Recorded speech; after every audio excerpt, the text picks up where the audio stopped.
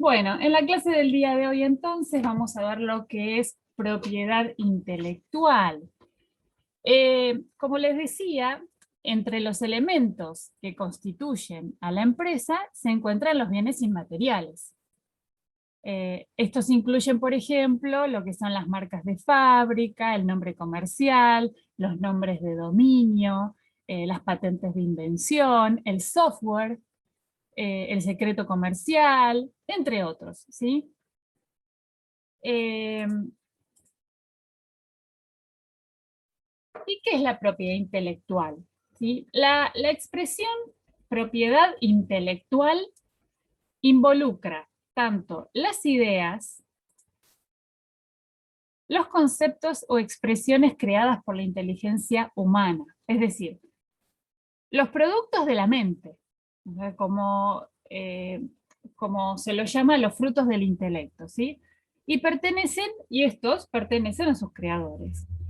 Estos productos intelectuales, es decir, las ideas, los conceptos, expresiones que son frutos del intelecto, cuando están protegidos por la comunidad en general, se convierten en propiedad intelectual y desempeñan obviamente un papel muy positivo en el desarrollo económico de la empresa. Es muy importante, es muy importante el hecho de que el artículo 17 de la Constitución Nacional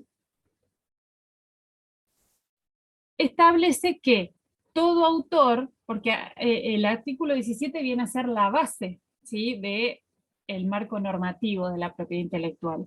Y nos dice el artículo 17 que todo autor o inventor es propietario exclusivo de su obra, invento o descubrimiento por el término que le acuerde la ley. ¿Sí?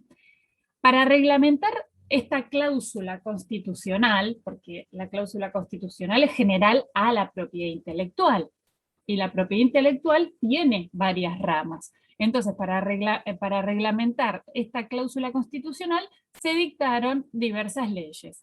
Las de patentes de invención, las de derecho de autor, las de marcas y designaciones, modelos y diseños industriales, confidencialidad, ¿sí? Entonces, podemos decir que utilizamos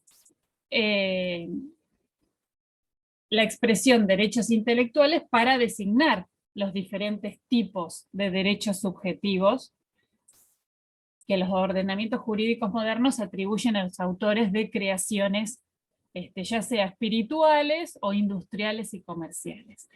Entonces decimos que en general la naturaleza jurídica de la propiedad intelectual la podemos definir como el conjunto de bienes inmateriales que surgen a partir de la creación de la mente humana, o sea, los frutos del intelecto, siendo por ello de propiedad exclusiva de su autor, pudiendo utilizarlos para sí mismo o transferirlos a terceros. Esta es la definición general de la propiedad intelectual. Pero como les decía, la propiedad intelectual, ¿sí?, en nuestro sistema jurídico se utiliza en sentido amplio.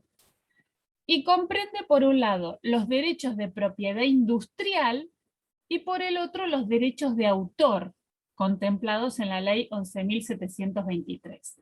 Propiedad industrial está compuesta por la ley de marcas, las marcas, las patentes de invención y los modelos y diseños industriales. Y por su parte, el derecho de autor con su ley específica, porque son digamos, dos ramas, ¿sí?, de la propiedad intelectual bien diferenciadas. Una tiene que ver con digamos, la creación, dicen espiritual, y otros por la creación industrial, que ahora lo vamos a ver cuáles son las características de uno y de otro. Entonces, antes les voy a decir cuál es el organismo, ¿sí?, que nuclea todas o que maneja todas las inscripciones, porque tengan presente que estos frutos del intelecto, si no son inscritas en un registro, en un organismo que las nuclea no pueden ser oponibles a terceros y pueden ser utilizados por terceros, ¿sí? Para tener esa propiedad exclusiva y ejercer ese derecho exclusivo, ¿sí? de una patente, de una marca, o de un diseño industrial, o de una obra, ¿sí?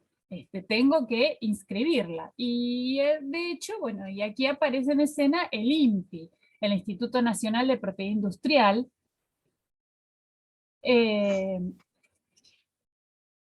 que es el organismo que se encarga de las inscripciones de todo lo que tiene que ver con la propiedad industrial. Vamos ahora a empezar por lo que es el derecho de autor.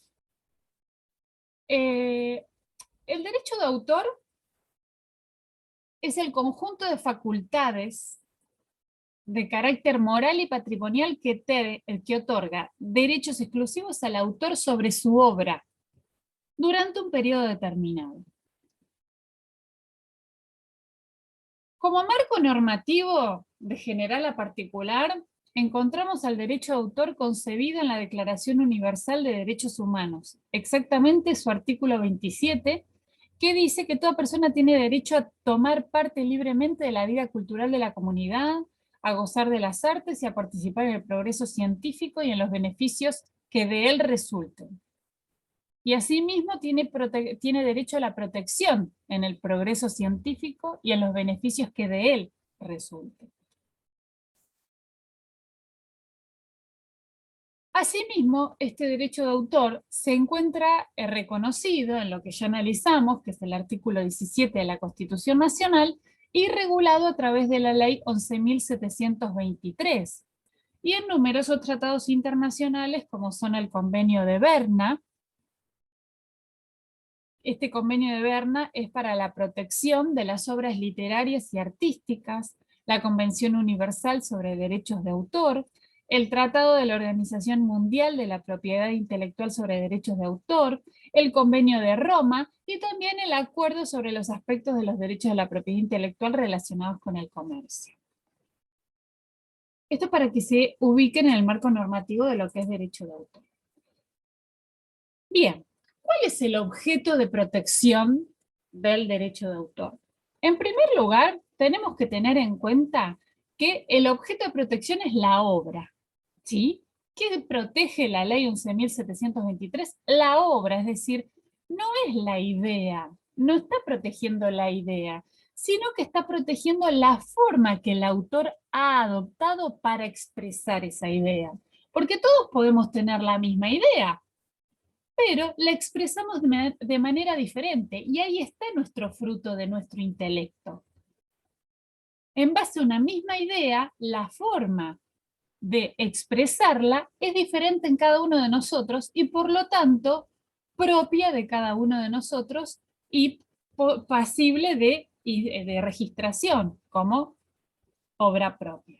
Entonces, el objeto de la protección lo constituyen las obras originales que lleven esa impronta del autor, y no las meras ideas, que las podemos tener, las ideas las tenemos todos, ¿sí?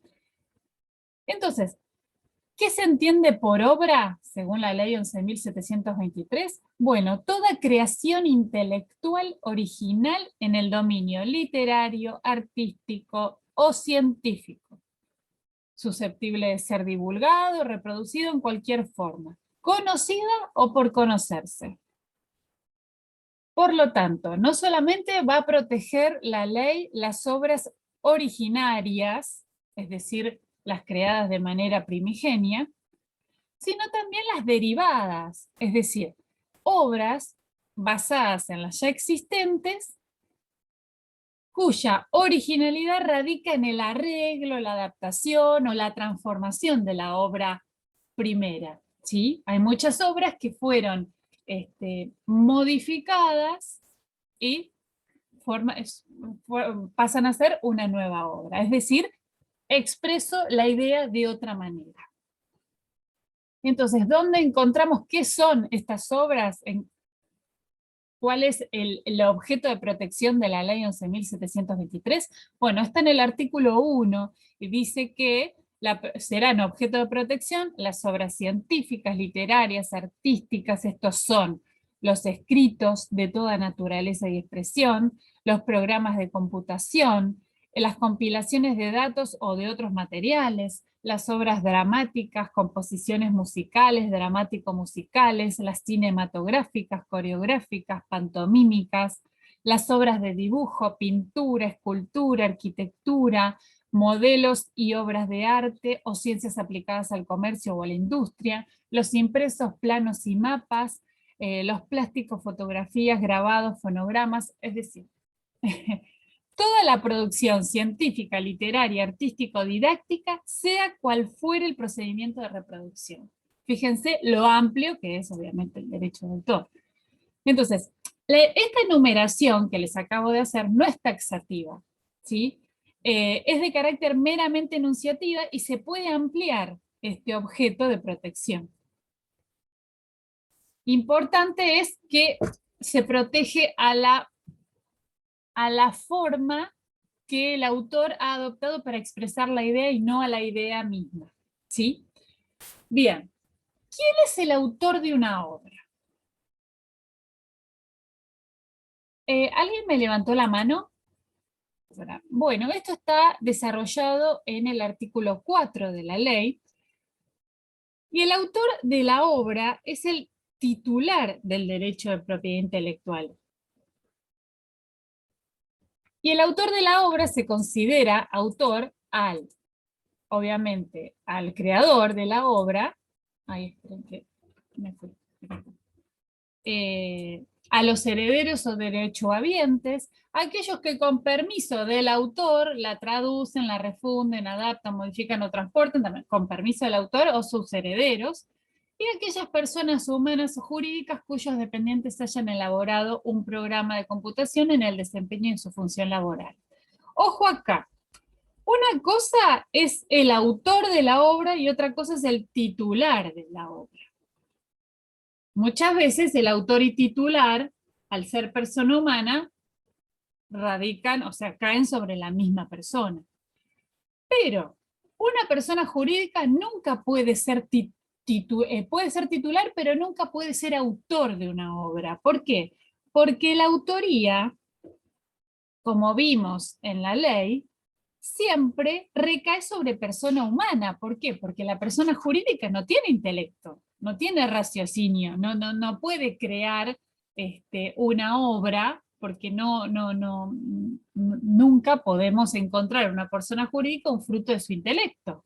Entonces, pueden ser titular, pero el autor siempre va a ser una persona humana. En este caso, los empleados o los dependientes que con motivo del desempeño de su función laboral crearon una obra, porque se los contrató para eso. ¿Sí? Esto es muy importante. O sea, quién es titular, y el titular muchas veces no es el autor. Bueno, ¿qué me confiere a mí ser titular de una obra? Esto está desarrollado en el artículo 2 y expresa que el derecho de propiedad de una obra científica, literaria o artística comprende para su autor la facultad de disponer de ella, de publicarla, ejecutarla, representarla, exponerla en público, enajenarla, traducirla, de adaptarla o de autorizar su traducción y de reproducirla en cualquier forma. ¿Sí? De esta manera podemos ver que el derecho de autor, ¿sí?, comprende dos tipos de derechos: los derechos morales y los derechos patrimoniales. Dentro de los derechos morales encontramos que obviamente son perpetuos, irrenunciables, inalienables, porque los derechos morales responden a una idea de paternidad, ¿sí? O sea, el autor de una obra es como el padre de la obra. Entonces responden al derecho de paternidad, al derecho de su divulgación, como recién dijimos, a la integridad, al retracto, a la salvaguarda del honor y la reputación del autor, para aquellos que la reproducen, o sea, tener en cuenta los principios éticos. Y por su parte los derechos patrimoniales, que estos sí son temporales, o sea, Los derechos morales son perpetuos, ¿por qué? Porque más allá de que el autor haya fallecido y haya transcurrido el periodo exclusivo de titularidad para los herederos, siempre se va a citar que el autor de esa obra fue fulano de tal. Son perpetuos, de por vida se va a citar eso, más allá de que luego pase, digamos, como ustedes quieren, como se dice, a dominio público. Pero el autor siempre va a ser el autor. O sea, el padre de la obra siempre va a ser uno o unos. En cambio, los derechos patrimoniales sí son temporales, son transferibles y son renunciables. O sea, nadie puede renunciar a la paternidad. Yo no puedo decir, si yo no quiero ser el autor de una obra, no la inscribo y listo. Entonces, si la inscribí, ya quedé como padre de la obra. Entonces, los derechos patrimoniales tienen que ver con el derecho a la publicación, a la reproducción, a la distribución, adaptación, comunicación pública y la participación. A ver, los derechos de autor nacen con la creación de la obra misma, ¿sí?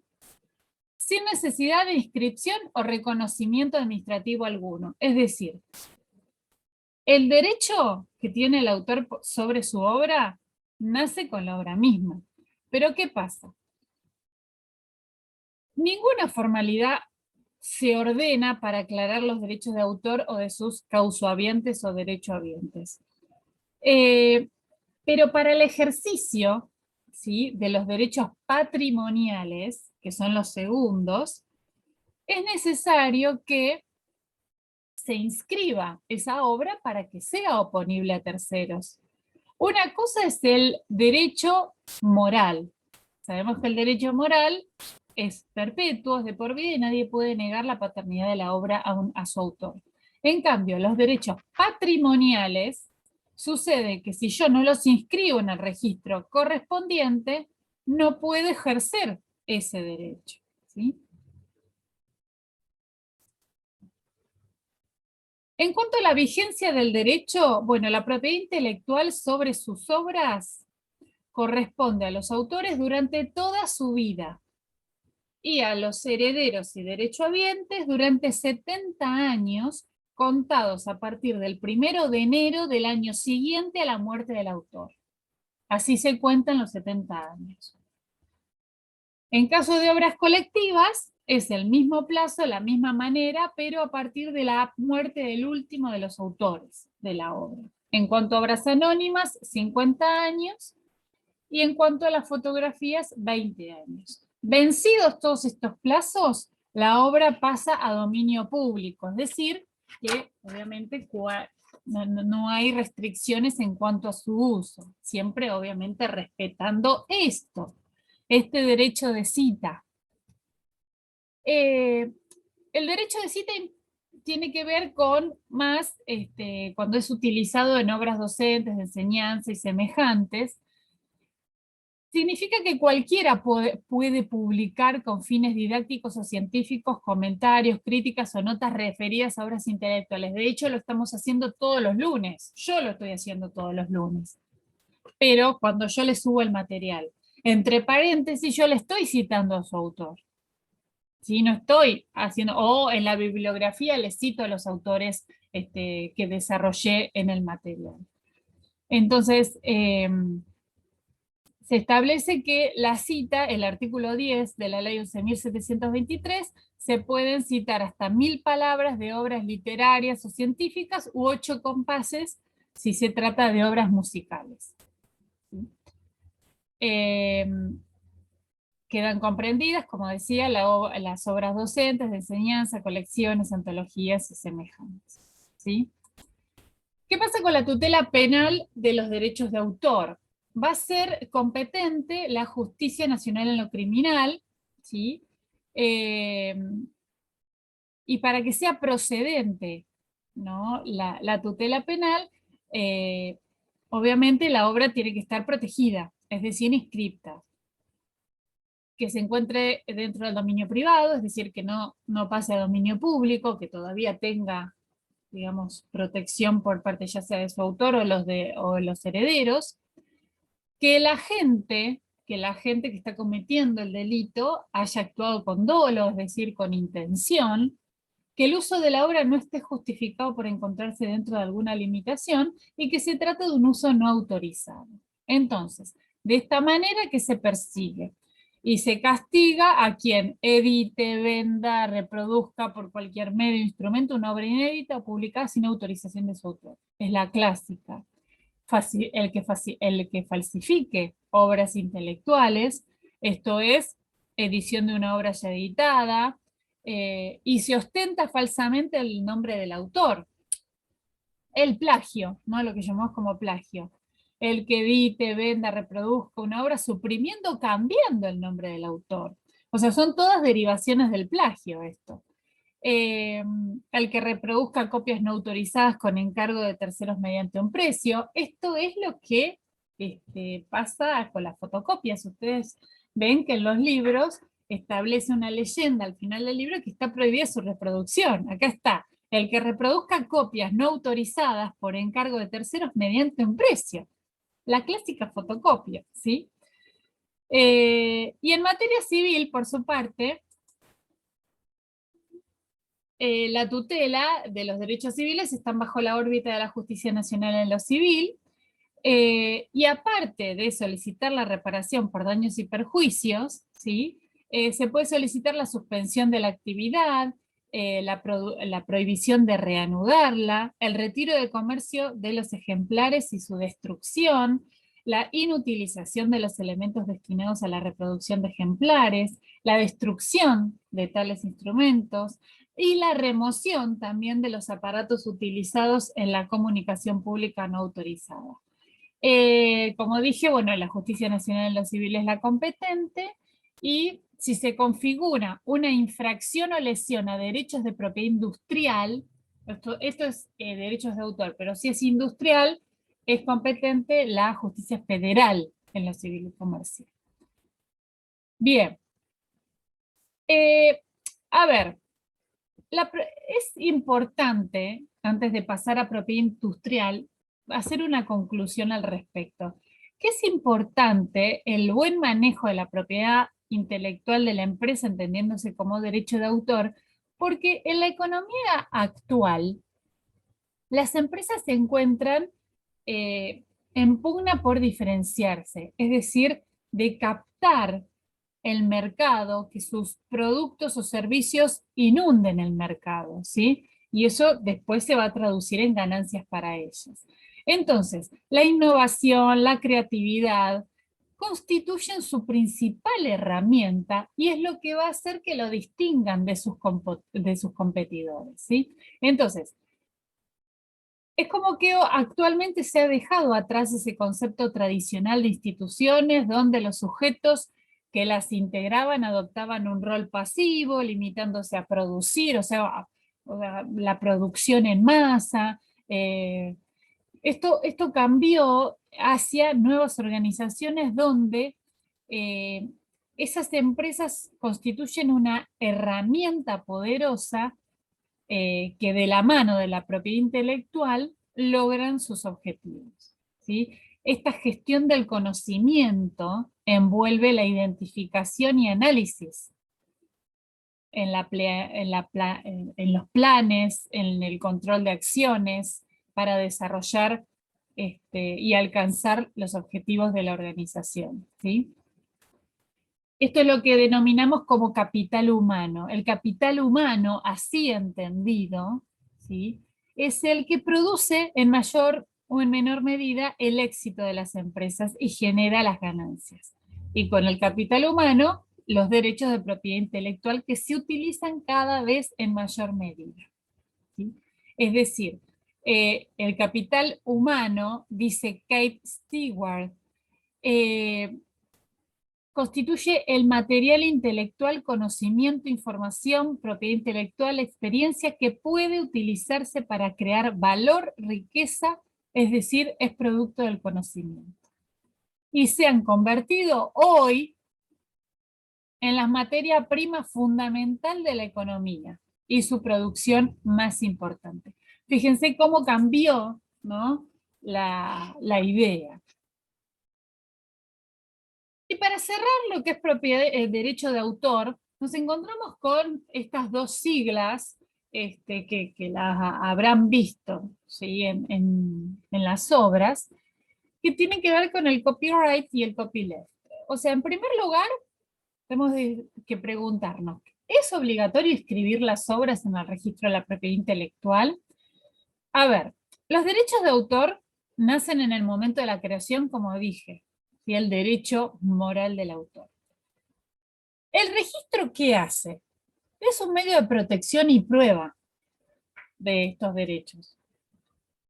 Si yo quiero que me respeten la obra y quiero cobrar por ella, sí, lo inscribo.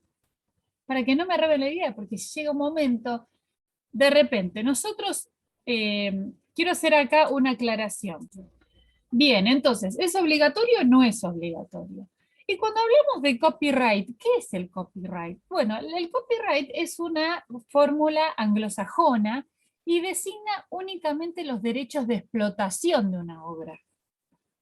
No hace relación a los derechos morales, o sea, como contrapartida de lo que hace a la paternidad, ¿sí? Este símbolo C, ¿no? Rodeado de un círculo, indica que la titularidad de los derechos de explotación, o sea, que esa obra es registrada a los fines de ser explotada. Obviamente, por lo general, este signito C con un círculo rodeado por un círculo va seguido de la expresión que todos los derechos reservados. Como contrapartida tenemos el copyleft. El copyleft es un movimiento más moderno, ¿sí? O sea, tenemos las dos, digamos, aristas de la explotación. Es un movimiento social, cultural alternativo a este sistema tradicional del copyright, que aboga por el uso de licencias libres, ¿sí? Para compartir, reutilizar obras de creación. Vemos que es la contracara del copyright y por eso está al revés, ¿sí? Encontramos varios tipos de licencias que se pueden elegir en diversos ámbitos. Por ejemplo, el software, una obra científica, una obra de música, de arte.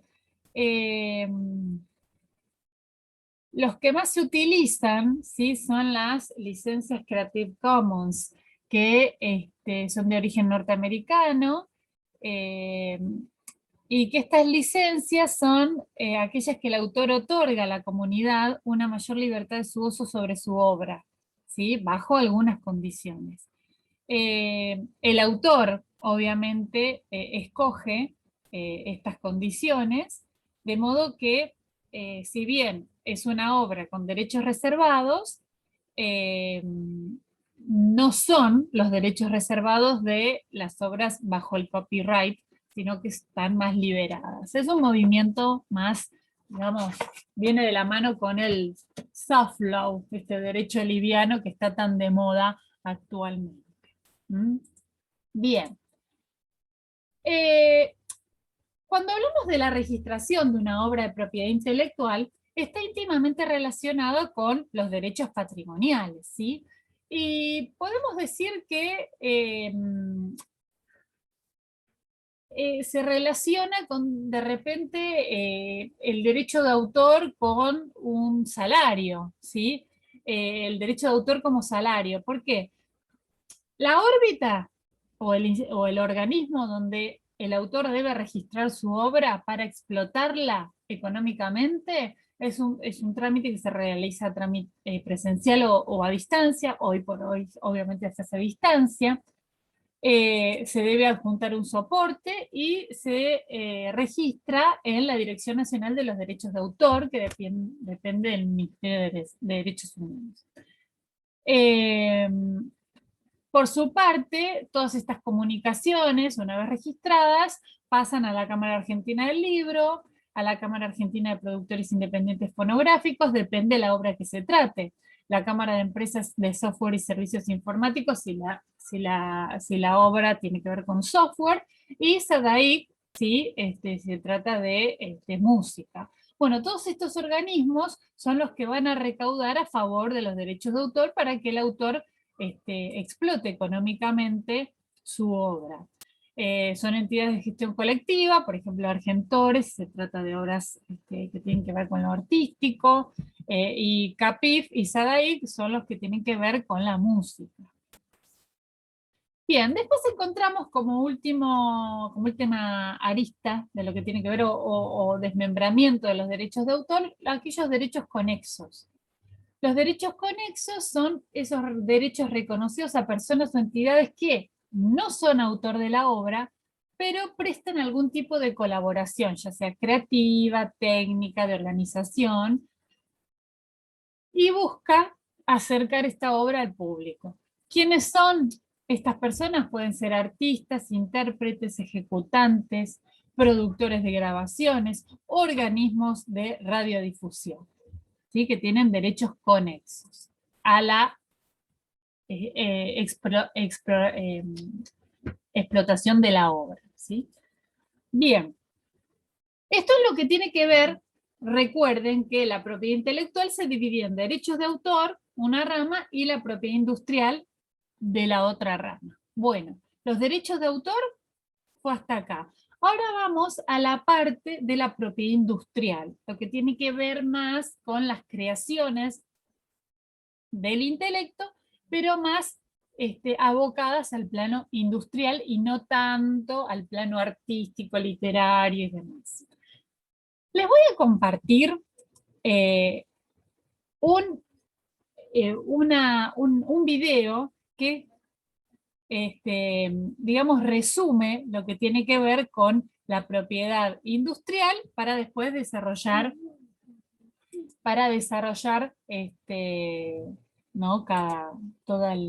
Esperen que...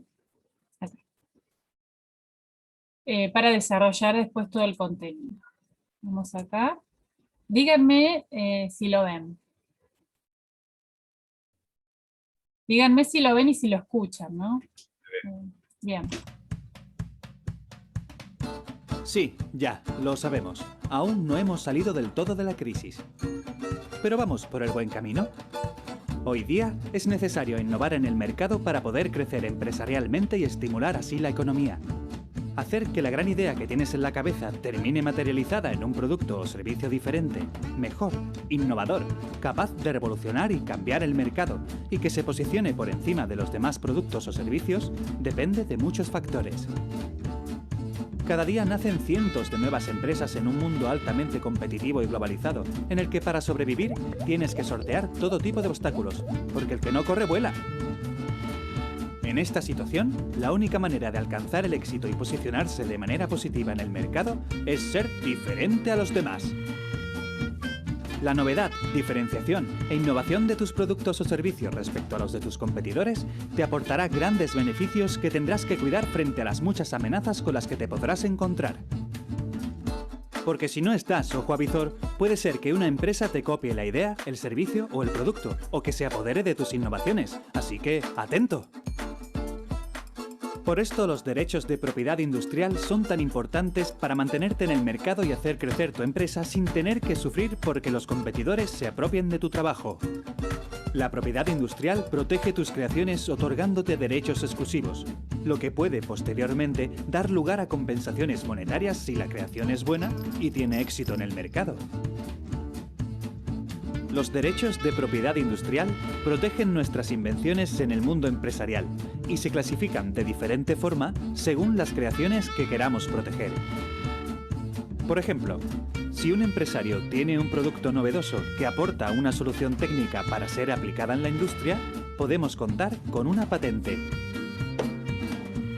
También puede ocurrir que el producto o servicio no sea novedoso, pero que el empresario decida registrarlo y diferenciarlo de los demás mediante un logo o nombre que pueda hacer propio gracias al registro de la marca. Si el producto no es mejor que el de sus competidores, pero su apariencia visual lo hace mucho más atractivo al consumidor que el resto de su misma gama, puede tener un diseño industrial. La propiedad industrial ofrece grandes beneficios. Crea imagen y reconocimiento de nuestros productos y servicios, fideliza y accede más fácilmente al consumidor, mejora la competitividad y el comercio internacional y nos da acceso a posibles financiaciones y contratos de explotación. No lo olvides. Protege tus invenciones y tu negocio registrando tus patentes, marcas y diseños industriales. Bien. Bueno, es una especie de resumen de lo que vamos a ver a partir de ahora, que tiene que ver con la propiedad industrial. Dentro de la propiedad intelectual, como les decía, comprende lo que es esta propiedad industrial, que son las marcas, patentes de invención, modelos de utilidad, modelos y diseños industriales, también incluye lo que son los secretos industriales, ¿sí? Y bueno, empezamos ahora sí con lo que es la propiedad industrial, como decía, y empezamos con las marcas, ¿sí? Las marcas, según el concepto de la legislación, que la legislación de marcas es la ley 22.362, se entiende como un signo, ¿sí? Por eso cuando hablamos de signos, hablamos de marcas, ¿sí? Pueden ser palabras, emblemas, dibujos, grabados, monogramas, sellos, imágenes, combinación de colores, ¿sí? Entre otros. Que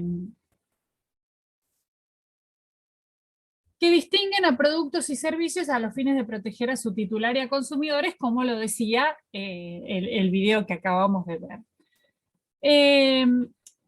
Entonces, podemos ver cómo la marca cumple sus funciones, ¿sí? En primer lugar, la marca identifica el origen de los productos o servicios y en consecuencia permite al consumidor poder asociarlos con su fabricante. Tiene una función distintiva.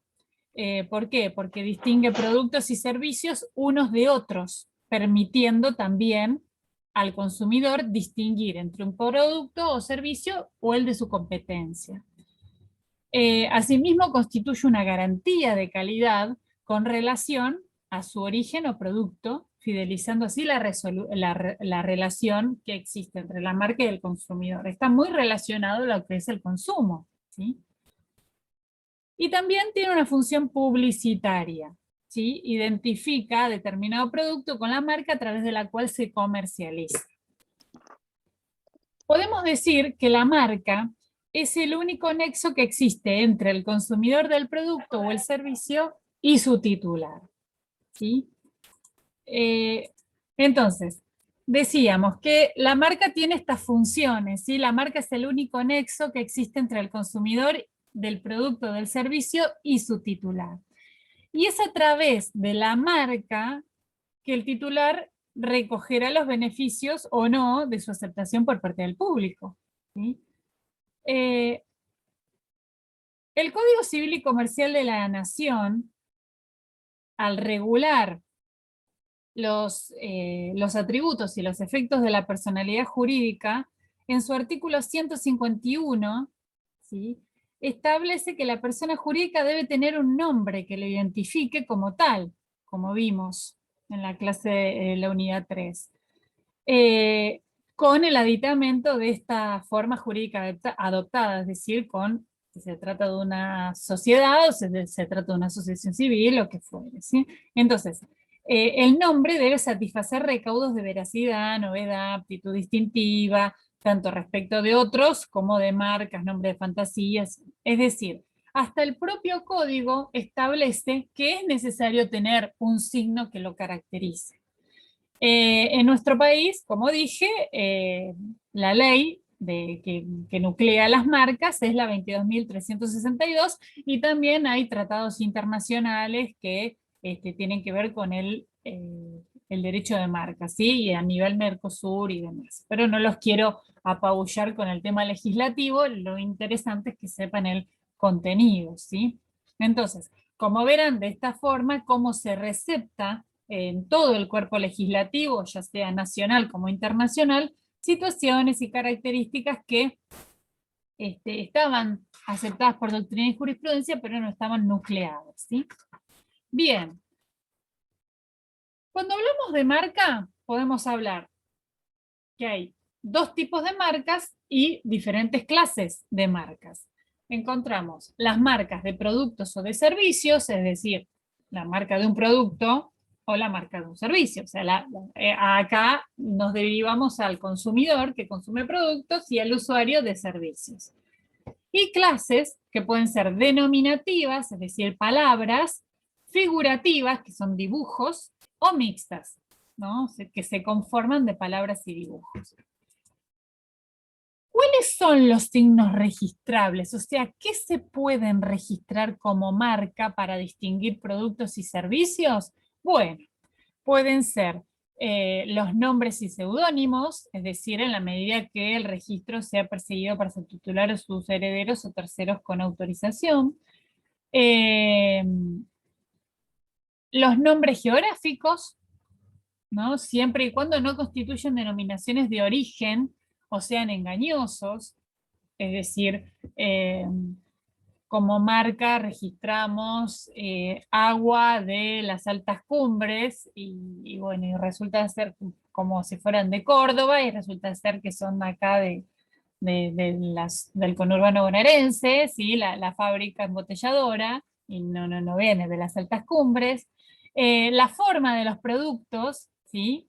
Siempre y cuando no sea la forma habitual del mismo y posean capacidad distintiva. Es decir, estos son signos, o sea, los casos que no están contemplados en la legislación, pero que resultan más relevantes si se pueden ejemplificar. El artículo 1, ¿sí? Hasta signos sonoros y olfativos, o sea, yo puedo registrar como marca una melodía o un olor. ¿Vieron que hay marcas que tienen olores? O sea, uno entra a un negocio de una marca y huele diferente. O sea, sobre todo en marcas femeninas, ¿sí? De ropa femenina, y después también tienen sus fragancias, ¿sí? Piensen, las chicas piensen acá de lo que hablo, que somos más en eso. Pero hay marcas de hombres que también tienen su aroma cuando entramos a locales de marcas masculinas. Así que para los dos, hay para todos. Entonces, el artículo 1 define qué son signos registrables, que pueden ser, bueno, dibujos, como decía, emblemas, monogramas, grabados, estampados, sellos, imágenes, bandas, todo forma parte de la marca. Ahora bien, ¿qué no se puede registrar como marca? Es decir, ¿qué signos no son registrables? Bueno, es muy importante esto. Yo no puedo utilizar como marca, como signo, no puedo registrar a los nombres, palabras y signos que constituyen la designación necesaria o habitual del producto, ¿sí?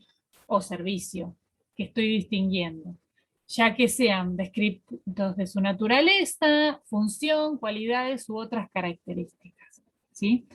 Tampoco puedo registrar los nombres, palabras, signos y frases publicitarias que hayan pasado al uso general antes de su solicitud de registro, que ya, ¿no? se configuró y se identificó ese producto con esa frase publicitaria que no fue registrada, la forma que se le dé al producto, o el color natural o intrínseco de los productos, o un solo color aplicado sobre los mismos, ¿sí? O sea, con estas denominaciones no puedo registrar una marca. ¿Qué marcas están prohibidas? O sea, esto hay que tener presente cuando uno quiera registrar una marca. Perdón, Sí. profesora. Sí. Un ejemplo. Creatividad es lo que caracteriza a esta unidad. Deben ser creativos, deben ser novedosos, ¿sí? Después cada cosa pasa a un plano diferente. ¿Qué no se puede, o sea, qué marcas están prohibidas? Bueno, que se pueden registrar, pero están prohibidas. O sea, las anteriores no se podían registrar, pero estas sí se pueden registrar, pero están prohibidas expresamente por la ley. No se pueden, no, están prohibidas para ser registradas.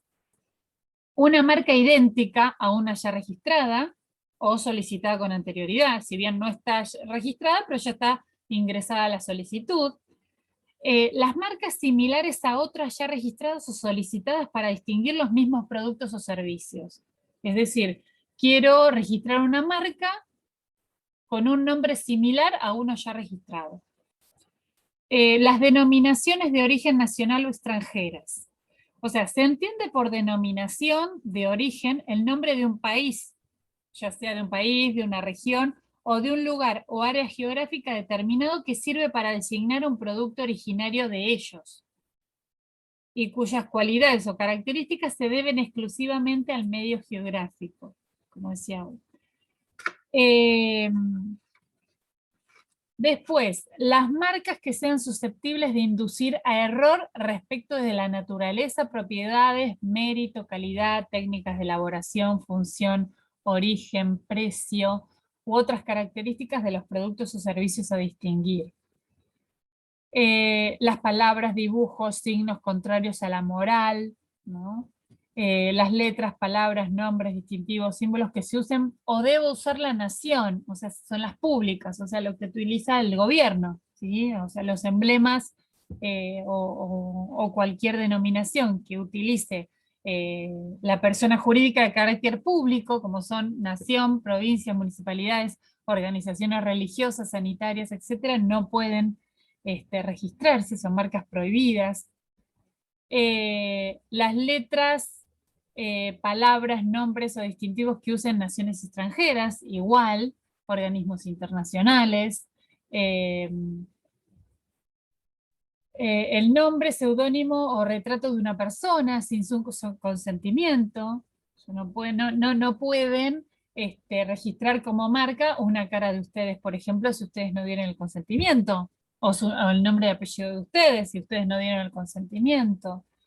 La designación de actividades, incluyendo nombres y razones sociales, para distinguir productos, y las frases publicitarias que carezcan de originalidad. Estos son marcas prohibidas, de acuerdo a la ley de marcas que están en el artículo 3, las marcas prohibidas. Bueno, importante, ¿cuánto dura? Dijimos que, bueno, todo lo que tiene que ver con propiedad intelectual tiene vigencia, y cada uno tiene una vigencia diferente, por eso háganse un cuadrito de acuerdo a la vigencia. La marca tiene una vigencia de 10 años y se puede renovar por periodos iguales, indefinidamente, pero esta marca tuvo que haber sido utilizada para poder renovarse los 5 años anteriores previos a cada vencimiento. Es decir, no solo basta con obtener el registro de una marca, sino que para conservar los derechos de la misma y evitar el acuse de caducidad, la ley exige que la marca haya sido utilizada los 5 años previos a su vencimiento. En la práctica, ¿cómo se cumplimenta este requisito? Mediante una declaración jurada de uso por parte de su titular al momento de solicitar la renovación del registro.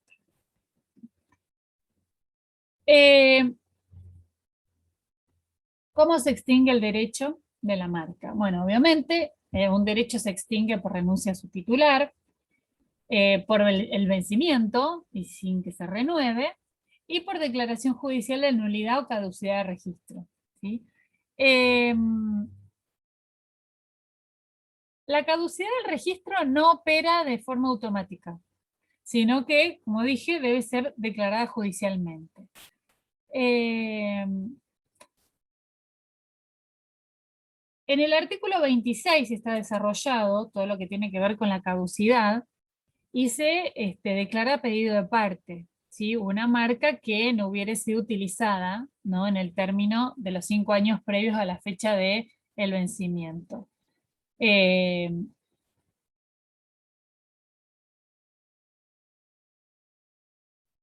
Si una marca registrada y no utilizada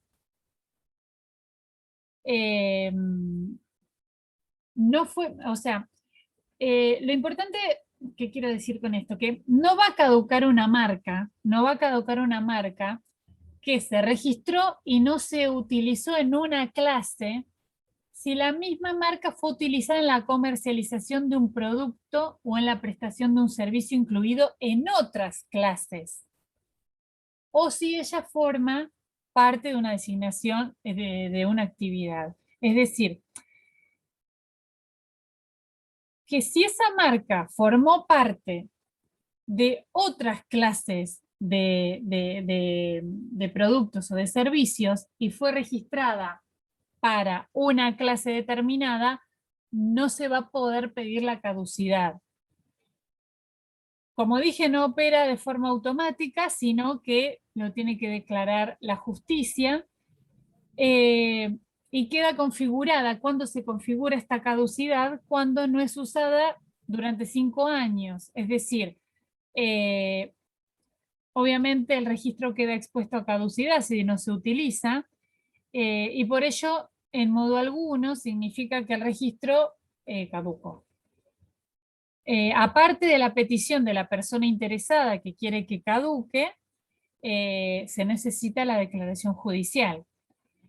La importancia de la diferenciación radica en que la caducidad meramente configurada puede ser subsanada mediante su uso posterior. Es decir, yo necesito la declaración judicial porque si no hay declaración judicial, el propietario de la marca puede subsanar esta caducidad. Con respecto al ámbito espacial del derecho de marcas, las marcas son válidas en el territorio en el cual fueron registradas. Es decir, si una marca se solicitó en la República Argentina, la validez de la marca va a ser en el territorio nacional, ¿sí? Hay acuerdos territoriales de marca como la Comunidad Andina o la Unión Europea, donde las marcas pueden solicitarse en más de un país al mismo tiempo, ¿sí? Sí. Aclarado esto, entonces, la extinción del derecho también se da por caducidad, como decía. Bien, ¿cómo se registra una marca? Bueno, el artículo 4 dice que la propiedad de una marca y la exclusividad de uso se obtienen con su registro. Bien. Ese registro le da derecho de propiedad y exclusividad.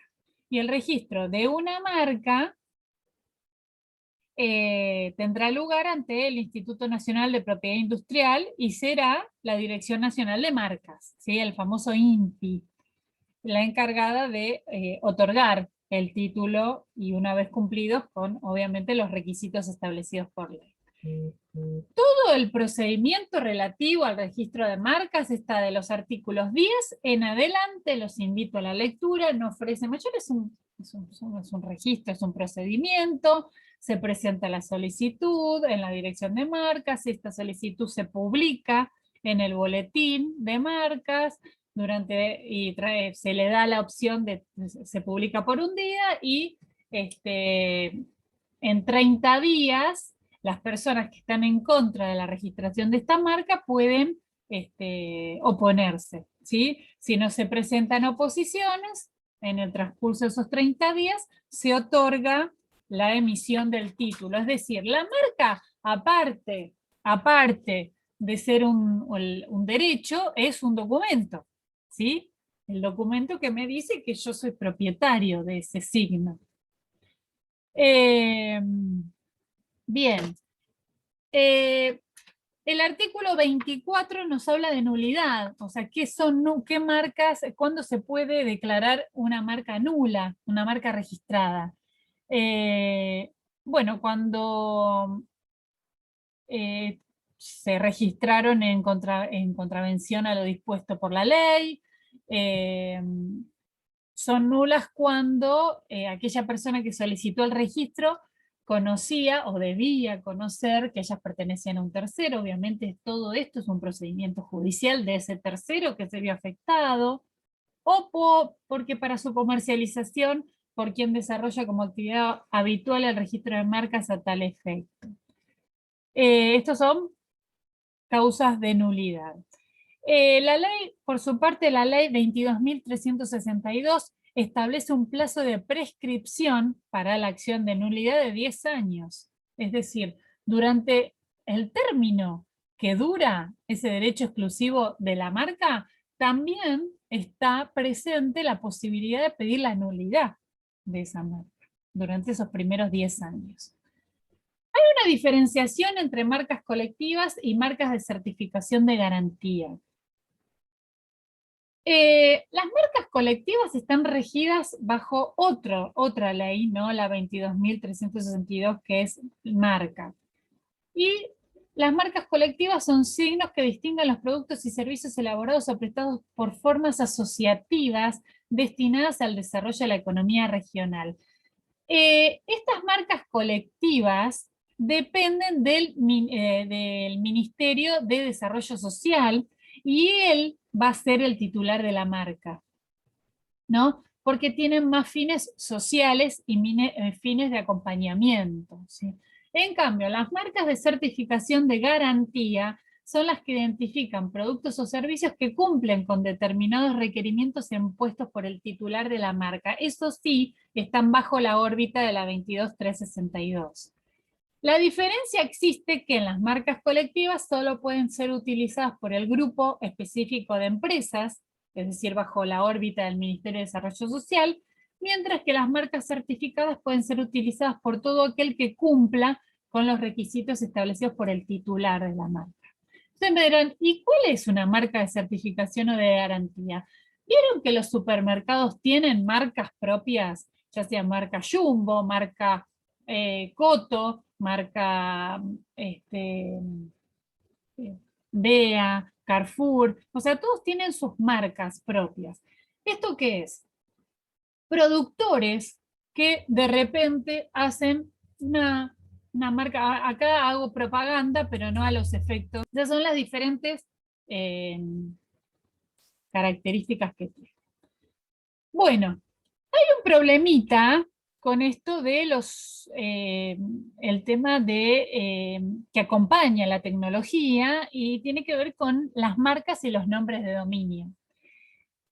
Es decir, el titular de derechos marcarios válidamente concedidos por las oficinas de marcas veía vulnerados los mismos por el titular de un dominio web. Entonces, en muchos casos ese individuo solo perseguía el registro del dominio con el fin de venderlo con posterioridad al legítimo dueño de la marca. Luego de un largo y profundo debate jurídico, hoy existen mecanismos de mediación y arbitraje en materia de nombres de Internet, o sea, nombres de dominio, a través de la Organización Mundial de Propiedad Industrial. En la República Argentina existe NIC Argentina, que es la institución pública que depende de la Dirección Nacional de Registros de Dominios de Internet. Este ente tiene a su cargo la administración de los derechos de dominio a nivel superior AR, todo lo que termina con AR, ¿no? Y además del registro de normas de dominio de Internet de personas humanas y jurídicas.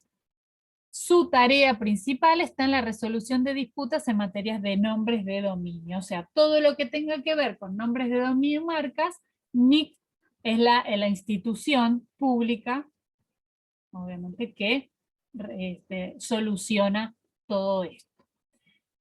Dentro de la ley de marcas también encontramos lo que tiene que ver con el nombre comercial. ¿Qué es el nombre comercial? También llamado designación.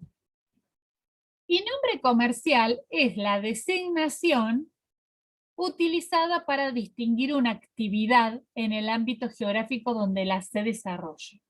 Ojo acá que es pregunta de examen y tramposa y acá les doy la ayuda.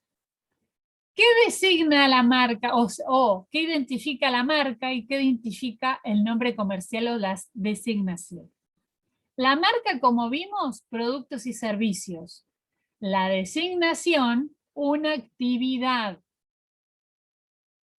La propiedad de la designación se adquiere con su uso, a diferencia de la marca que se debe registrar. Y el derecho a la designación se extingue con el cese de la actividad. Así de sencillo. Están desarrollados en los artículos 27 a 30, todo lo que tiene que ver con designación. Al igual que en el derecho de autor, tenemos protección penal y civil de la marca, ¿sí? Y del nombre comercial, con penas ya de 3 meses a 2 años, o también multa el que falsifique, imite fraudulentamente una marca, el que utilice una marca registrada o asignación falsificada. O sea, en marcas sabemos muy bien que hay bastante problema al respecto. Sobre todo con las marcas deportivas alternativas, ¿no? Bueno, el otro día esto cae bajo la órbita de la justicia federal, ¿sí?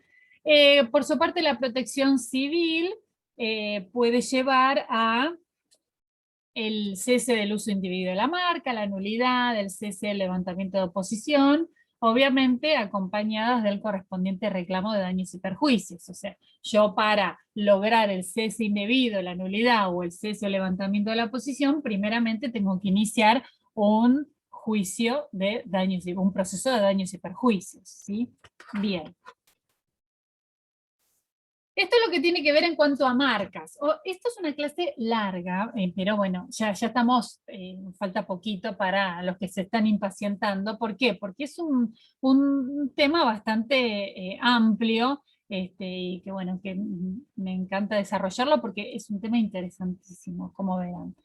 Bueno, lo que tiene que ver con patentes de invención y modelos de utilidad, la patente es un derecho exclusivo que la ley concede a su inventor, ¿sí? Por el plazo y en un territorio determinado.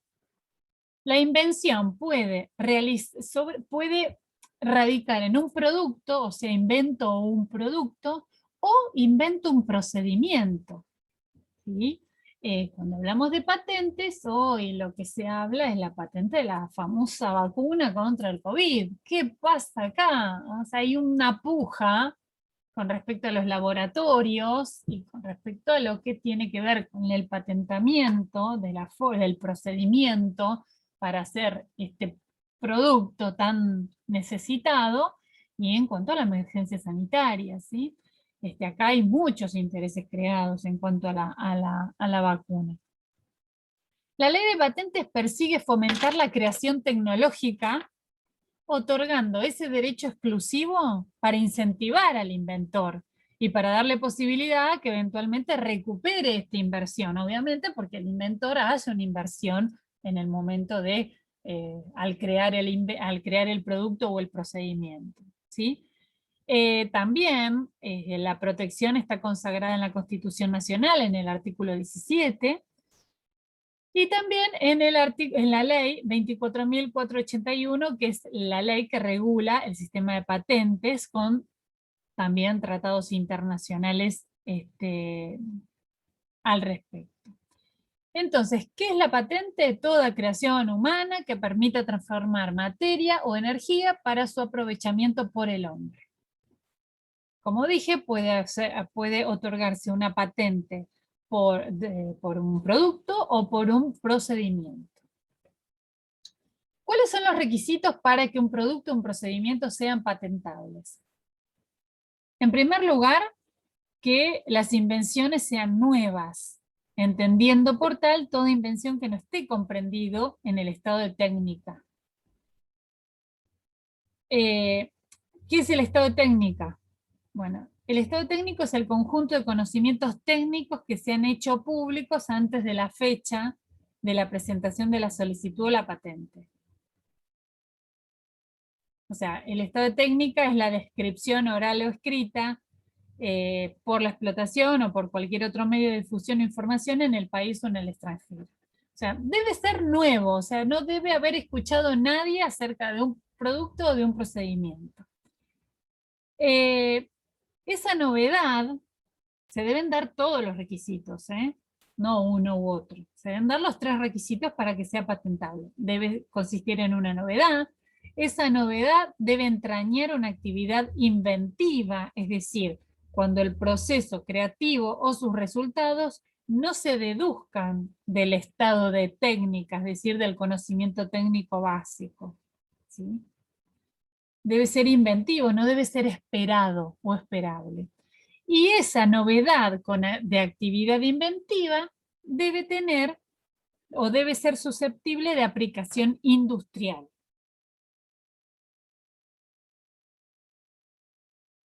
Cuando hablamos de término industria, comprendemos a la agricultura, la industria forestal, la ganadería, la pesca, la minería, las industrias de transformación propiamente dichas y los servicios, o sea, es abarcativo el resultado industrial. Todos estos tres requisitos con el objeto de resguardar el requisito de novedad impuesto por ley. En principio, no debe realizarse esta divulgación de la invención antes de obtener la patente.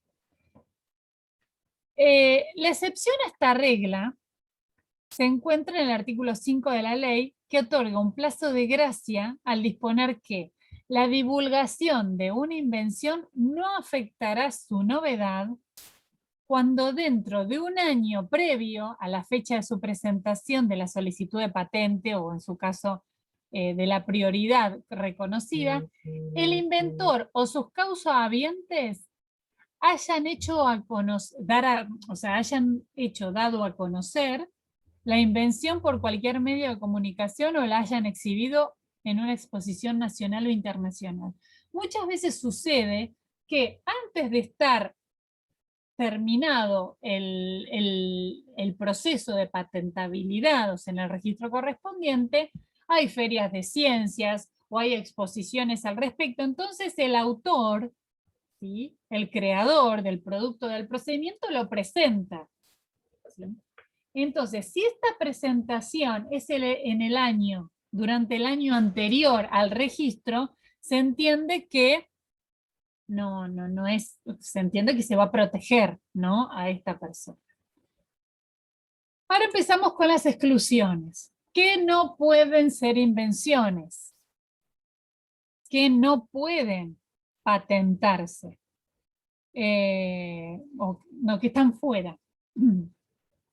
Los descubrimientos, las teorías científicas, los métodos matemáticos, las obras literarias, artísticas o cualquier otra creación. ¿Por qué? Porque estas están bajo la órbita del derecho de autor. Los planes, reglas, métodos para el ejercicio de actividades intelectuales, para juegos o para actividades económicos comerciales, o sea, los programas de computación. ¿Por qué? Porque están bajo el software. Las formas de presentación de información, no puedo patentar esto. Los métodos de tratamiento quirúrgico, terapéutico o de diagnóstico aplicables al cuerpo humano y los relativos a animales.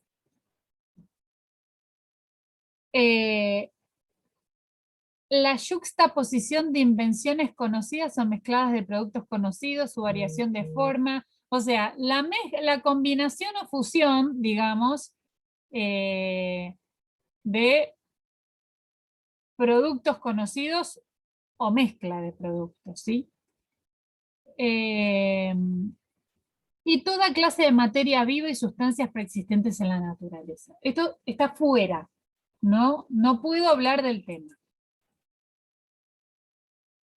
Y por su parte son invenciones no patentables aquellas cuya explotación en nuestro territorio se impida para proteger el orden público o la moralidad, la salud o la vida de las personas, de los animales, para preservar los vegetales, para evitar daños graves al medio ambiente. O sea, productos o procedimientos que afecten a todo ello, entonces no van a ser patentables. Tampoco van a ser patentables el material biológico y genético existente en la naturaleza o su réplica, los procesos biológicos implícitos en la reproducción animal. Yo no puedo patentar la reproducción de un animal. ¿Por qué no? Porque viene de la naturaleza, ya está creado por la naturaleza. No es ninguna novedad patentar cómo se reproduce un animal o el humano, ¿sí? Ni tampoco lo que tenga que ver con procesos genéticos, porque eso ya está dado por la naturaleza. O sea, recuerden el término novedad, tiene que ser novedoso, no tiene que ya existir, ¿sí? Ya existe libremente en la naturaleza. Bueno, vamos a la titularidad de la patente. Como dije, la titularidad puede estar bajo una persona física o humana o una persona jurídica nacional o extranjera que tenga domicilio real constituido en el país. Como dije, en derecho de autor, una cosa es la titularidad, otra cosa es el creador. También, siempre el creador va a ser una persona humana porque tiene que ver con una creación fruto del intelecto. Una persona jurídica, una persona ideal, no puede tener ideas. ¿Sí? Con respecto al plazo de vigencia, acá es diferente. La patente otorga a su titular un derecho de explotación exclusiva y derechos de explotación exclusiva durante 20 años. Y basta. Pasados los 20 años, este derecho pasa a ser de dominio público, es decir, es improrrogable. Este derecho de explotación exclusiva le va a otorgar al titular o a los derechohabientes la posibilidad de cederlo, transferirlo, concertar contratos de licencia, ¿sí? Que hacen a su explotación. Improrrogables. En lo que es el deber de explotación, el titular de un invento está obligado a explotar la invención patentada, ¿sí? Ya sea por sí o por terceros, mediante la ejecución de la misma en el territorio donde fue inscrita, que es en este caso la República Argentina.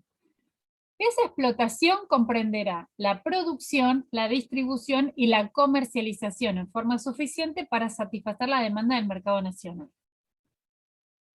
Transcurridos 3 años desde la concesión de la patente o 4 desde la presentación de la solicitud, recuerden ese año de gracia, si la invención no ha sido explotada, salvo fuerza mayor o que no se hayan realizado preparativos efectivos para explotar la invención objeto de la patente, cualquier persona podrá solicitar autorización para usarla sin autorización de su titular. Fíjense esto, qué importante es el artículo 46 de la ley, donde habla del deber de explotación. Si yo soy inventor, tengo el deber de explotarlo. Ya sea, si yo no lo quiero hacer, bueno, comercializo la patente. Pero existe un deber de explotación. ¿Qué es fuerza mayor? O sea, dicen, por fuerza mayor no ha realizado la explotación. Bueno, o sea, de repente dificultades de carácter técnico o demora, por ejemplo, en obtener los registros de organismos públicos para autorizar la comercialización, por ejemplo, que son todo que sea fuerza mayor que tenga que se caracterice porque sea ajeno a la voluntad del titular de la patente, que haga imposible la explotación. Encontramos en la ley también el régimen de licencias obligatorias. El principio del sistema de patentes es que los derechos concedidos por las mismas son de propiedad exclusiva de su titular. Es decir, el titular de la patente está facultado a otorgar licencias o no de carácter parcial o total a su entera discreción.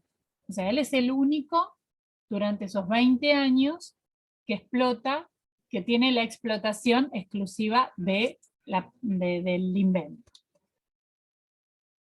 Pero hay una excepción, ¿sí?, a los derechos del inventor, en el sentido que ante situaciones particulares, mediante un acto administrativo emanado de la Dirección Nacional de Patentes, se concede a un tercero distinto del titular la licencia y reviste un carácter obligatorio para este, recibiendo una adecuada contraprestación como consecuencia. Es decir, el titular va a recibir una contraprestación, no va a ser totalmente impuesto, ¿sí? Y este régimen de licencias obligatorias está basado en diferentes supuestos, ¿sí? El artículo 43 desarrolla esto. Un supuesto puede ser insuficiencia o falta de explotación del invento, es decir, que el titular lo explota, pero no como debería, una insuficiencia, no sé qué puse, insuficiencia, bueno, hay un error tipográfico. Se otorga la licencia para evitar las prácticas monopólicas, ¿sí? Esto tiene que ver con la defensa de la competencia, y porque se trate de interés público. Y acá nos suena muy familiar esta situación, y más en el entorno en el que estamos viviendo, ¿sí? En la situación en la que estamos viviendo. Cuando se trate de interés público, si estamos ante una emergencia sanitaria, entonces se debe otorgar la licencia por el invento. Este es el caso de la vacuna. También esta ley habla de los modelos de utilidad, ¿sí? Que también se los denomina los pequeños inventos, ¿sí?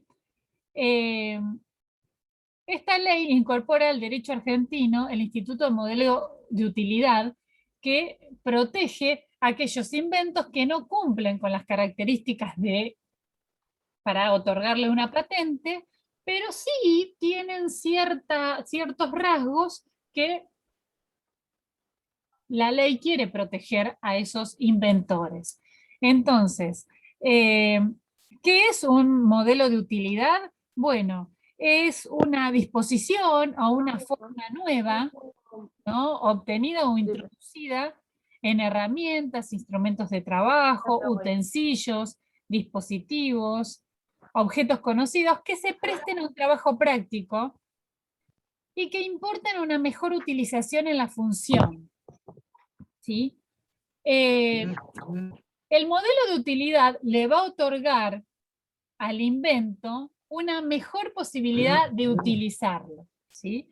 Los requisitos para poder registrar un modelo de utilidad están también relacionados a la patente. Tienen que ver con que sea nuevo, que tenga carácter industrial, pero lo que no se requiere en el modelo de utilidad es que sea una actividad inventiva, ¿sí? Por eso se los diferencia con la patente. En cuanto a los efectos, el certificado de modelo de utilidad confiere a su titular derecho exclusivo a su explotación por un plazo determinado. Es el plazo que se le otorga es de 10 años improrrogables a partir de la presentación de la solicitud. Por eso se lo denomina pequeños inventos. En cuanto a las disposiciones comunes, ¿sí?, de patente de invención y modelo de utilidad, las patentes de invención y modelos de utilidad serán declarados nulos, ¿sí?, cuando se hayan otorgado en contravención con algunas disposiciones.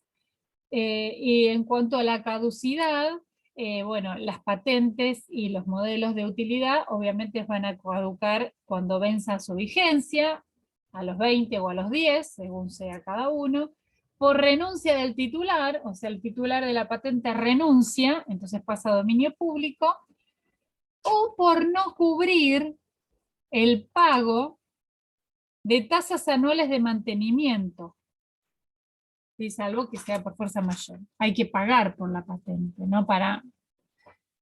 O si ha transcurrido un año desde que se concedió el uso, sin autorización del titular de la patente, y no se llegara a satisfacer los objetivos para los cuales estos fueron concedidos.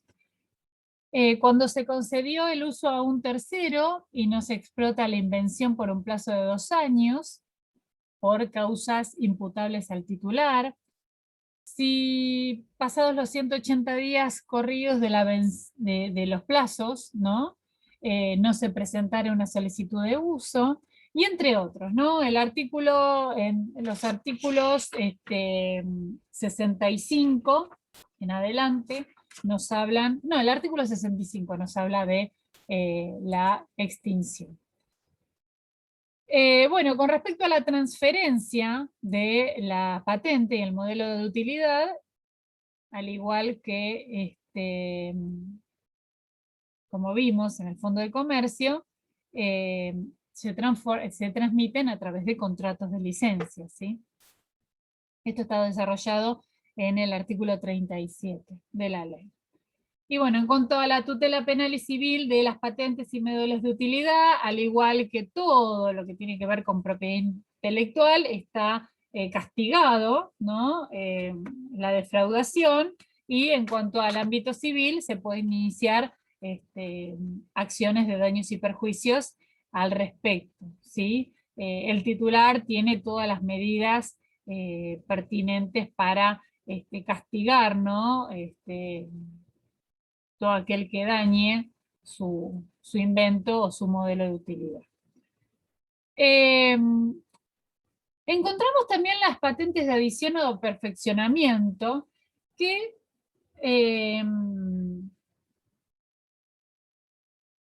se caracterizan por ser diferentes o diferenciarse del modelo de utilidad, porque este último no puede otorgarse sobre una patente vigente, en cambio la patente de adición no sí. ¿Qué viene a ser la patente de adición? Es un mejoramiento de un invento. Es decir, una persona crea un producto o un procedimiento, lo patenta, y en el transcurso, en el uso, se da cuenta que puede, ¿no?, a través de un mecanismo, perfeccionar ese producto o ese procedimiento. Entonces, una tercera persona se da cuenta que ese producto inventado por tal persona, con este procedimiento mejora el rendimiento. Entonces, ingresa en el registro de patentes esta patente de adición o de perfeccionamiento. Tiene las mismas características de la patente, con la diferencia que el tiempo de vigencia lo va a tener al que reste la patente de invención. Es decir, si la patente de invención viene siendo ejercida durante 15 años, esta patente de adición le van a restar 5 años de vigencia. Se diferencia del modelo de utilidad porque el modelo de utilidad no se puede otorgar sobre una patente vigente. O sea, debo esperar para crear un modelo de utilidad que esa patente haya sido vencida. Si no, va a ser una patente de adición. Esto lo vimos. Bueno, tenemos los modelos y diseños industriales, que vamos rápido. Los modelos y diseños industriales están legislados en un decreto ley, el 6673 del 63, y son las formas o el aspecto aplicado a un producto industrial. O sea, tiene que ver con lo ornamental, ¿sí?, del producto. Las características, al igual que la patente, radican en que deben ser originales y novedosos, ¿sí? En cuanto a que el diseño, como lo establecimos en la propaganda del videíto, si bien está creado el producto, pero le doy un toque ornamental novedoso, como la lata oblicua, ¿sí?, para agarrarla mejor, y eso lo hace diferente, ¿sí? A ver, dije que deben ser originales, que deben ser novedosos, que deben ser explotados industrialmente, o sea, tienen que tener esa característica de industrialidad, y obviamente no deben ser contrarios a la moral y a las buenas costumbres, ¿sí? Con respecto a la autoría y la titularidad, obviamente, como todos, los modelos y diseños industriales pertenecen a sus autores, salvo que una persona jurídica haya contratado a una persona para las quienes trabajan, y bueno, el titular va a ser la persona jurídica, no así el autor. Los derechos conferidos, bueno, tienen el autor y sus derechos, y sus derechohabientes son sucesores legítimos, tienen sobre él un derecho de propiedad y explotación exclusiva. Explotación transferencia o registración por el tiempo que le acuerde la ley, ¿sí? Que es de 5 años, que puede ser prolongado por 2 periodos consecutivos de la misma duración, es decir, tenemos 15 años en total que puede durar la exclusividad de estos diseños. Bien, también se debe registrar, ¿sí? Se debe solicitar el registro. Lo que tiene una característica especial, los diseños industriales, que es el sistema de depósito, que como son ornamentales, ¿sí? Cuando uno solicita la registración, en esa solicitud debe estar obviamente el comprobante de pago de una tasa, el dibujo o el diseño y la descripción del mismo.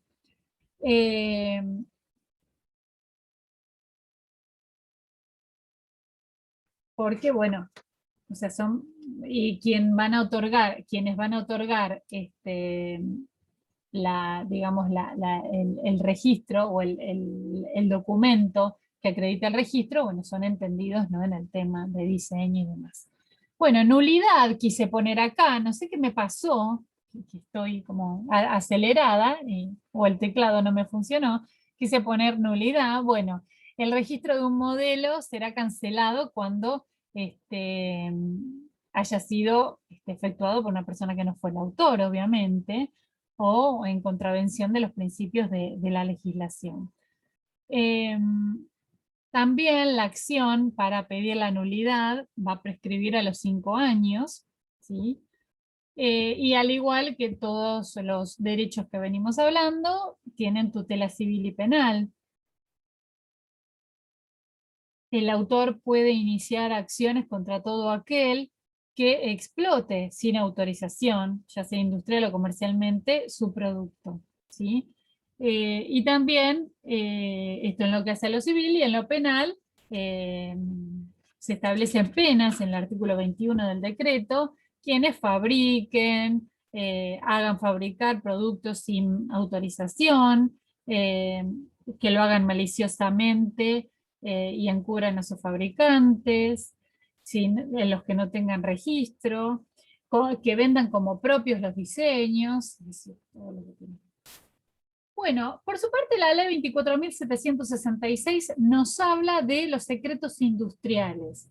Esto es lo que se refiere a la ley de confidencialidad, que es aquella información, que son fórmulas, diseños, compilaciones, programas, inventos, todo lo que tiene que ver con técnicas y procedimientos, que obviamente reúnen un valor comercial actual o potencial. Fíjense la famosa fórmula de la Coca-Cola, ¿sí? Esto que está guardado bajo 5 millones de llaves, ¿sí? Que tienen que ver con la ley de confidencialidad que les hacen firmar a sus empleados al momento de ingresar a la firma, ¿sí?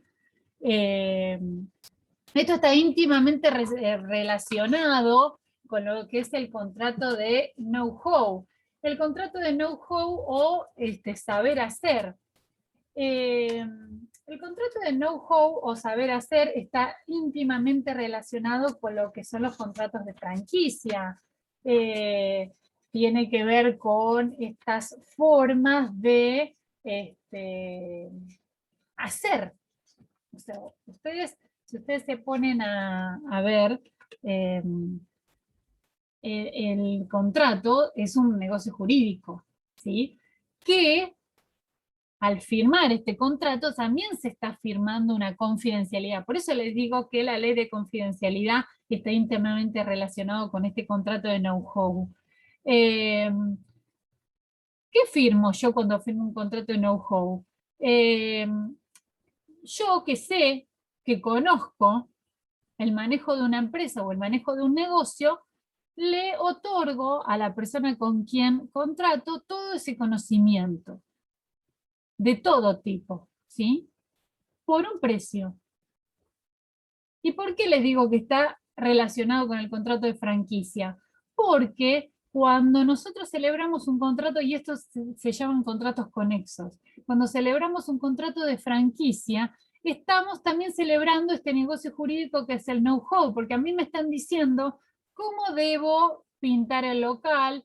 Primero se hace un estudio de mercado, si ese local va a funcionar en el lugar donde lo quiero poner. ¿Por qué? Porque me dan una promesa de éxito, ¿sí? Que si no es franquicia, no sé, no lo sé, ¿sí? Entonces, know-how, como digo, es una locución anglosajona que significa saber hacer, es una forma de transferencia de tecnología propia del comercio internacional y fundamental en el contrato de franquicia, y se refiere a todo el conjunto de experiencias, procedimientos que han sido adquiridos por un empresario en la explotación de su negocio y que le han permitido alcanzar el éxito. Y decide compartirlo bajo, o sea, obviamente por un precio. ¿Cuáles son los elementos? Bueno, secretos sobre conocimientos útiles, ventajas competitivas para el poseedor del secreto, carácter industrial y comercial del secreto, y esfuerzo para impedir la divulgación del secreto, que esto tiene que ver, como dije, con la ley de confidencialidad. El contrato es el contrato atípico, porque no hay una ley que lo regule, es consensual, porque está celebrado por acuerdo de partes, es oneroso, porque obviamente la persona quien brinda sus conocimientos cobra por ello, es innominado porque no tiene denominación jurídica única, y es bilateral porque existen contraprestaciones entre las partes. Las partes son el transferencio licenciante y el transferido licenciatario. ¿Sí? Y por último, y ahora sí terminamos, y se los prometo que terminamos, ya me están mirando mal, encontramos a los programas de computación o software. Bueno, esto está íntimamente relacionado con la revolución tecnológica que por allá lejos y hace tiempo en la unidad 1 hablábamos del momento en que vivimos, la cuarta revolución tecnológica, ¿sí? Cuarta revolución industrial, que es la revolución tecnológica, que está marcada por la inteligencia artificial que impacta en la vida humana. Entonces, en este marco, la utilización de las computadoras u ordenadores se han convertido en una constante. La capacidad que tienen para ejecutar una multiplicidad de funciones es que queda determinada por los numerosos programas o conjuntos de instrucciones con los que se alimentan dichos ordenadores orientados hacia un fin concreto.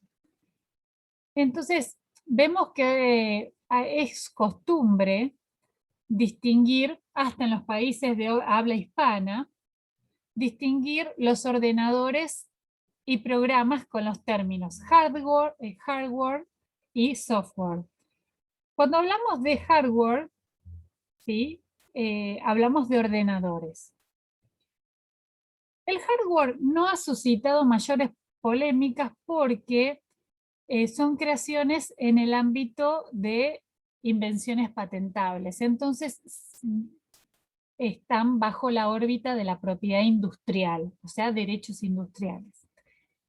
Donde sí se generó problemática y discusión es en la protección del software, que es una palabra de origen inglés utilizada para designar secuencias de instrucciones que se incorporan en un sistema de cómputos y que son modificables y susceptibles de ser borradas por el usuario.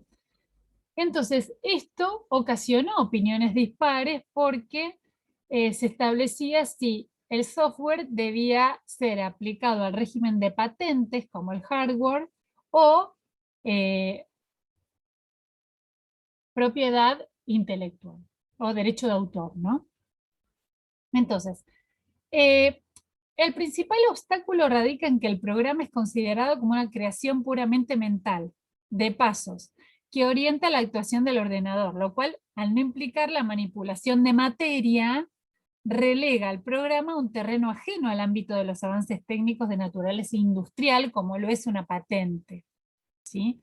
Entonces, en virtud de este razonamiento, en la Convención de Múnich sobre patentes, se excluyó a los programas de software del terreno de las patentes, ¿sí?